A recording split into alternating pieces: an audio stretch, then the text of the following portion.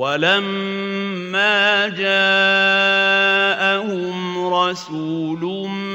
من عند الله مصدق لما معهم نبذ فريق من الذين أوتوا الكتاب كتاب الله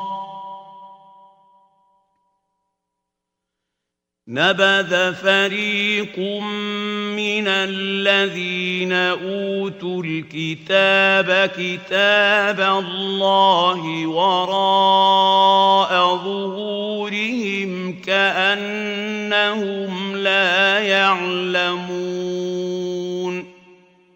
और जब उनके पास अल्लाह की तरफ से पैगंबर आखिरुज़्ज़मा सल्लल्लाहु अलैहि वसल्लम आए और वो उनकी आसमानी किताब की तस्दीक भी करते हैं, तो जिन लोगों को किताब दी गई थी उनमें से एक जमात ने अल्लाह की किताब को पीठ पीछे फेंक दिया, गोया वो जानते ही नहीं।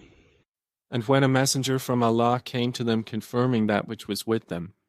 a party of those who had been given the scripture threw the scripture of Allah behind their backs as if they did not know what it contained.